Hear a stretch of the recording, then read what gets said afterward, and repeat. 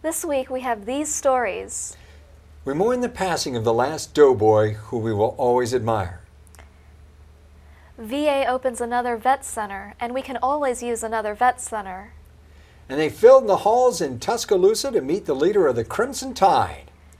We're coming right back, so stay right there.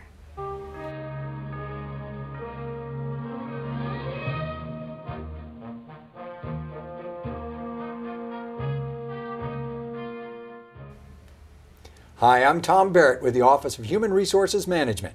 And I'm Millie O'Brien with the Office of the Secretary. Thank you so much for tuning in today. We were saddened by the news of the passing of Frank Woodruff Buckles, our good friend and the last of nearly 5 million Americans who served during World War I. VA News staff and contributors had come to know Mr. Buckles well, helping him and photographer David DeYoung promote their goal for a memorial to the doughboys of World War I on the National Mall. We have documented his last 5 birthdays. DeYoung became Mr. Buckles' friend and confidant in the past several years after DeYoung chronicled in photographs the last 9 American World War I veterans living. Defense Secretary Robert Gates presided over a ceremony unveiling the portraits, still on display at the Pentagon.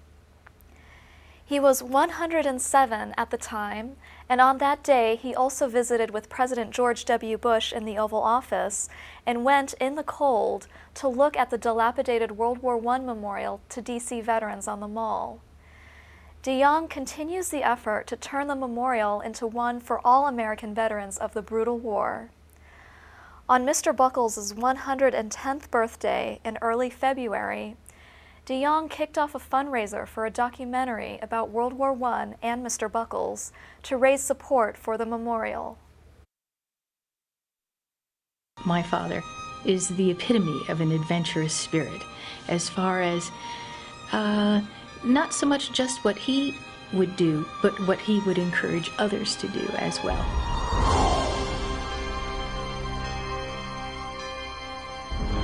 During 18 months of fighting, we suffered more deaths, over 116,000, than in Korea, Vietnam, Iraq, and Afghanistan combined.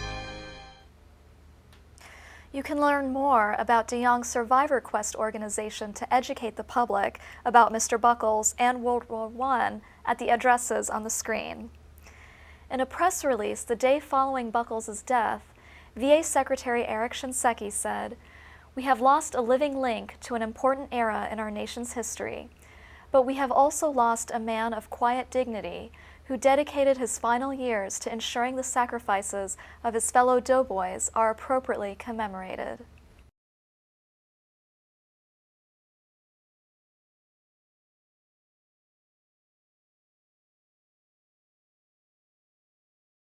Now, I know that we said last week that we had run the last of the Salute to Veteran Patient and Veteran for Valentine event coverage for 2011. Well, we couldn't just pass up a couple of more. The first is from April Jones, an Alabama Crimson Tide superfan and a public affairs officer at the Tuscaloosa VA Medical Center. VA News producer and Florida Gator Ken McKinnon said he would not be accused of bias, so roll Tide.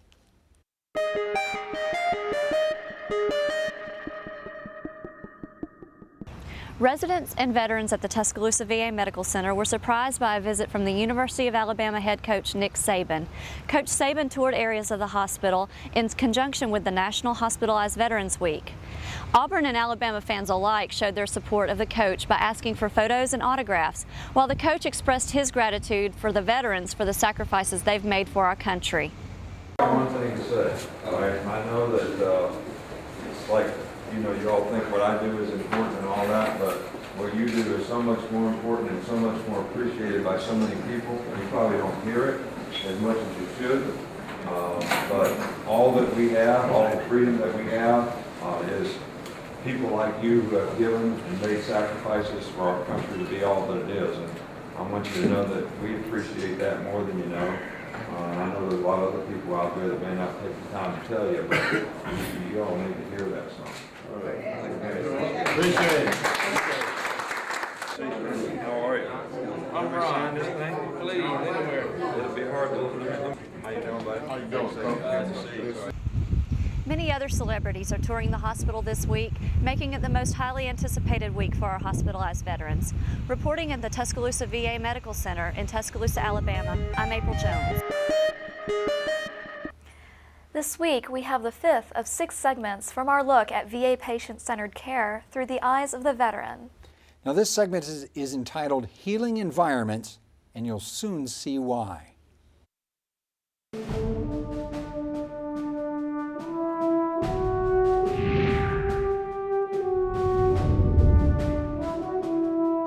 I was anxious to come. I heard a lot of good things about it. The whole facility is excellent. Beautiful. You know, even the staff, what they call it, this is like the Bay Pines Resort. It's unbelievable, the conditions here.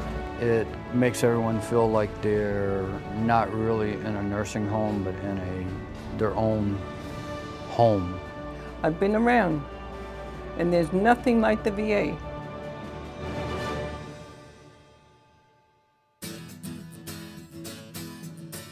Our veterans have served their country, often making huge sacrifices in their health and their happiness. Now, when they need our help most, it's our turn to serve them. VA is doing just that by putting the veteran and his family at the center of their care. Providing a comfortable and soothing environment is part of that care. It's a relaxed atmosphere compared to, you know, being in the hospital. Yeah, I think the atmosphere here makes it very conducive for the patient to heal or want to heal better or faster, because it's just so heartwarming, and the treatment is great. I have not one complaint about anybody, and I will say this, they spoil me. I ring the bell, they're there.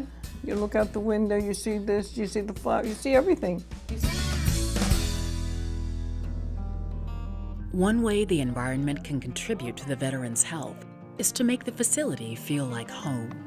This is so important, whether the veteran is here for a few days, a few months, or the remainder of their lives. They're great. They're just like family. Everything I need while I was here was attended to. You know, I didn't need for anything. It is a home away from home. As a matter of fact, while I was here, it was my home.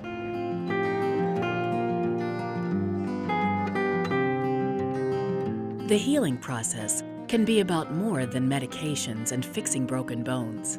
It's about the well-being of the whole veteran, the mind, the body, and the spirit.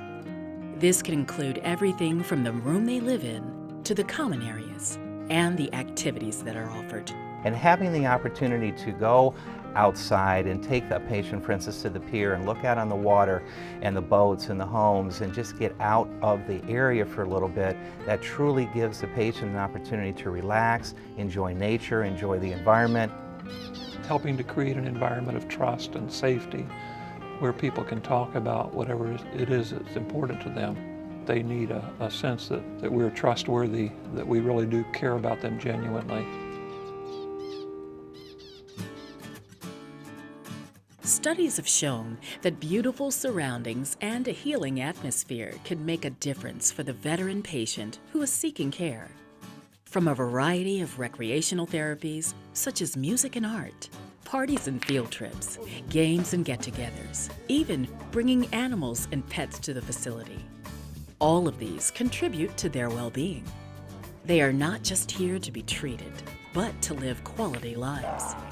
Did you see the calendar that we have for what goes on every day? And on that calendar, there is all kinds of things to participate in and to get out of your room and socialize. As long as they're with us in the community living center, it's going to be their home, and it needs to be as close to home as possible. And the more we can make it a family kind of environment where the patient is comfortable talking to us and understanding that we're there for them and we're trying to develop the best relationship we can, that's truly what resident-centered care is all about. High-quality, patient-focused healthcare is what VA is all about. It's about choices for veterans, offering excellence in care, respect for the veterans and their families, and a compassionate staff. All of these environmental enhancements can make a positive impact on the veteran trying to heal. Once you come into a VA, the atmosphere is altogether different. So most definitely they are warriors and they are honored by being here at in this hospital. When we're together, whether it's Army, Navy, Air Force, Marines, we're just one big family. And that's how it is here. Even if we don't have family, this is our family. And this is my family. Patient-centered care. Be the change veterans see. VA vet centers provide a broad range of counseling, outreach, and referral services to veterans of all eras. The goal of the centers is to help veterans have a satisfying post-war adjustment to civilian life. VA has been opening more and more vet centers in the past several years and will have 300 by the end of this year. The most recent vet center to open was in sunny Jupiter, Florida, and a big grand opening was held last week with a big crowd and top-level military and area officials attending. Is that subsequent generations will judge the greatness of America upon how well we treat our veterans. And that's why it's so important that we have a veteran center such as this. Vet centers such as the one we are here to welcome today into our community are critical if we have any chance at all of helping our combat veterans return to a productive and successful life. Many of the wounded soldiers and Marines we help in our organization come to us emotionally on the edge. Their wives are suffering, their children are suffering, their parents are suffering. They need to balance all the problems of their families with their own issues. Without the help of institutions like the Vet Center, a high number of combat military personnel are looking right down the barrel of divorce, dysfunctional families, alcohol and drug abuse, and suicide. And they need a center such as this Veteran Center where they can come and they can find refuge. They can find a friendly word. They can find someone that will comfort them in these incredible times. I want to thank you, Dr. Diaz, for this Veteran Center. I want to thank each and every one of you that are here today, because what you have done shows that you really do understand the meaning of the word veteran. Our colleagues at the West Palm Beach VA Medical Center sent us the Vet Center video. They also sent us video of renowned Las Vegas performer and area resident Clint Holmes' annual visit and performance in conjunction with the National Salute to Veteran Patients program. 2 years ago. I'm singing right now, sir. The summer's gone and all the roses fall. It's you, it's you. I just believe we have to take care of those who take care of us. That's right. They protect us and we need to protect them. And that's what the VA Medical Center is all about. It's I'll be there. Oh, daddy boy, oh, daddy boy, I miss you so. Something like that. Sorry.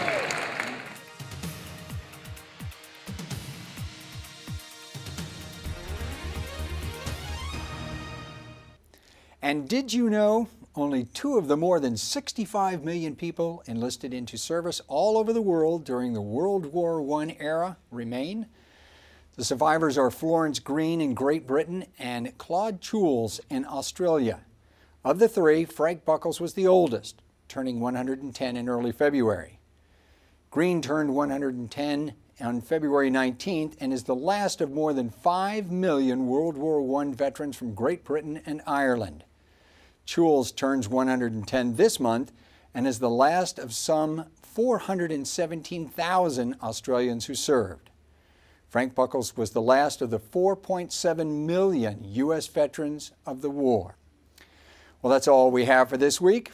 Thanks again for joining us today. I'm Tom Barritt. And I'm Milli O'Brien. Have a nice week, everyone. See you soon.